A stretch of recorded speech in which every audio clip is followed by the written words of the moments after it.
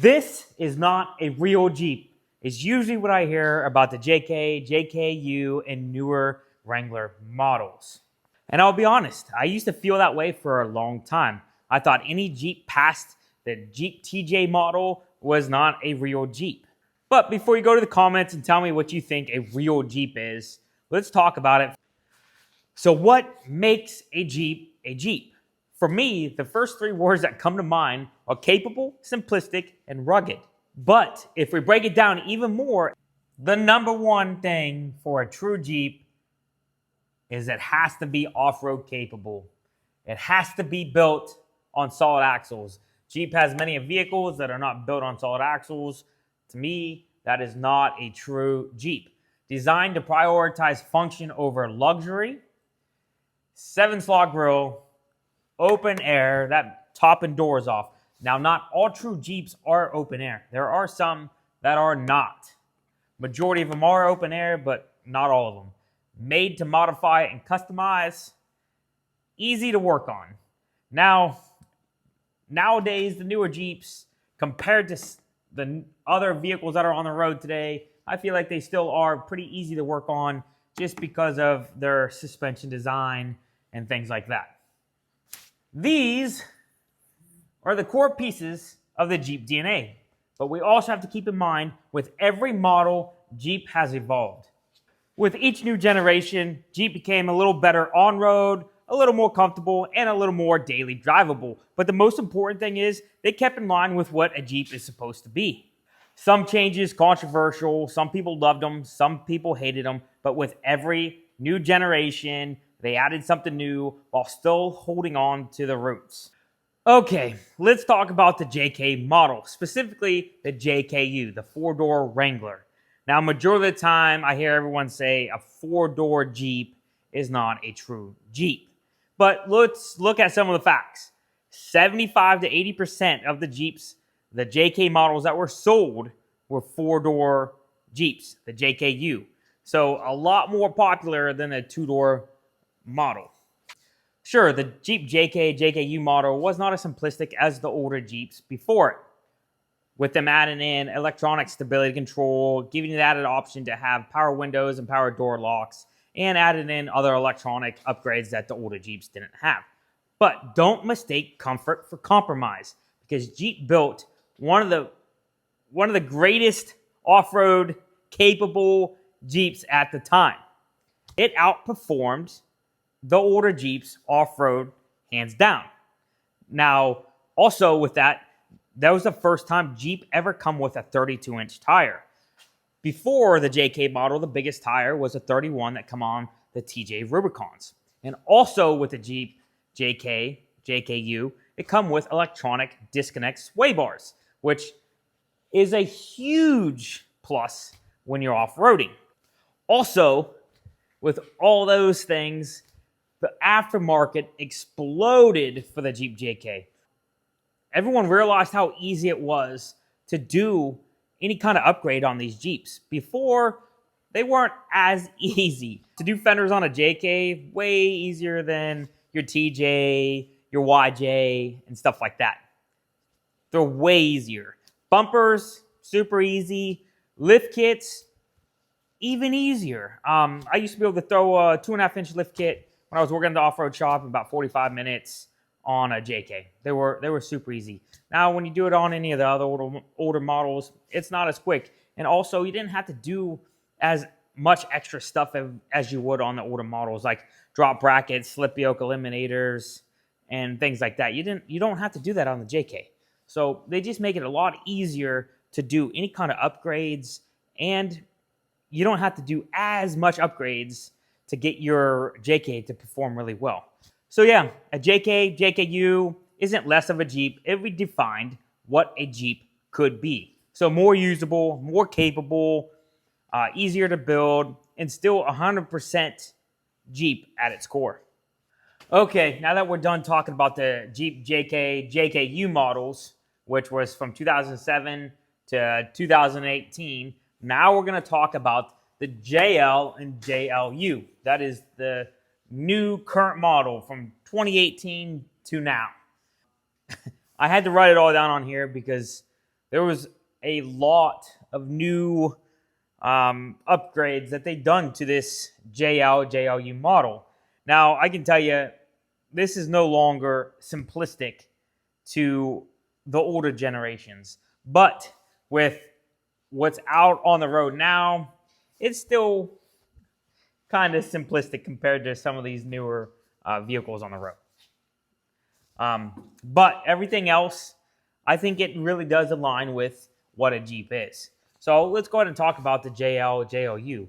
Now, these are all the new upgrades that the older Jeeps didn't have that make this not so simplistic. First off, the first hybrid Wrangler, the 4xe. Never before has there been a hybrid Wrangler, and now there is. I'm not the biggest fan of it, but you know what? It meets people's needs. So if you need a hybrid, then it's for you. You want a hybrid, you want a Jeep, then the 4xe Wrangler is the Wrangler for you. Now, Jeep has a factory turboed engine. It's a 4-cylinder engine, and it's turboed. How well is it? I'm not really too sure. I've never rode in one. I like the 3.6, or we'll jump ahead, the 392, which 392, freaking awesome, love it. Anyhow, now the vehicles come with touchscreen radios and all that awesome electronics that comes with the Apple CarPlay, Android Auto.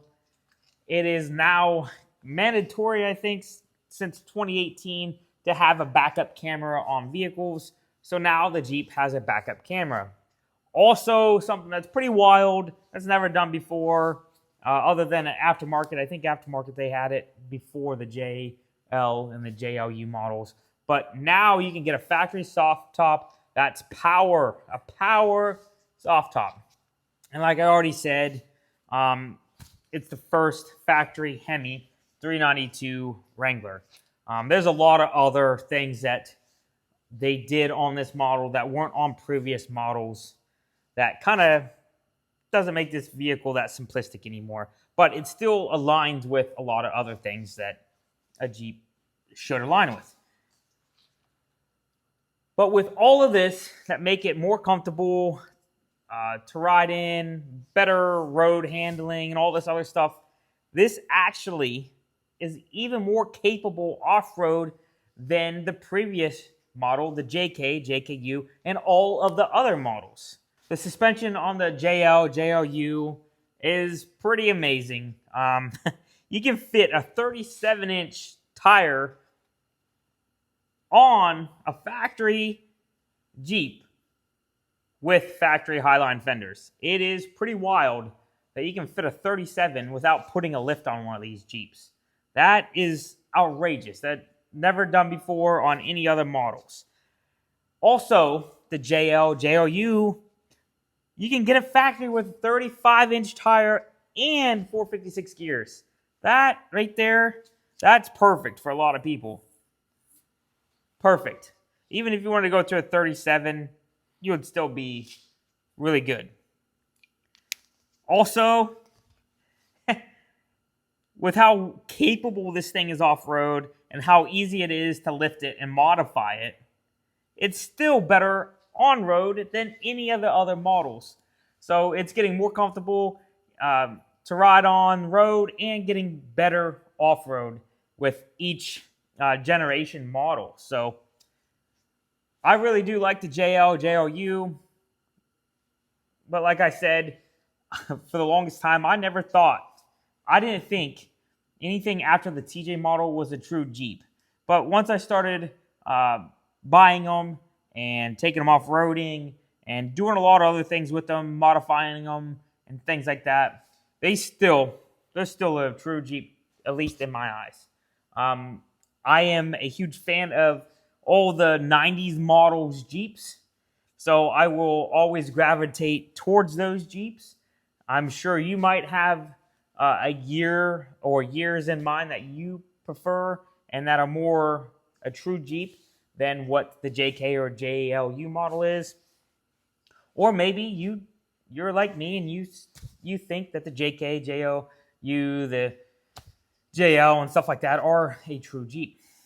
Now, let's face it, if Jeep doesn't evolve with modern times, it will get left behind and the brand will disappear. Now, what Jeep has done is evolve just enough to be able to survive, be able to stay true to the original Jeep as much as possible.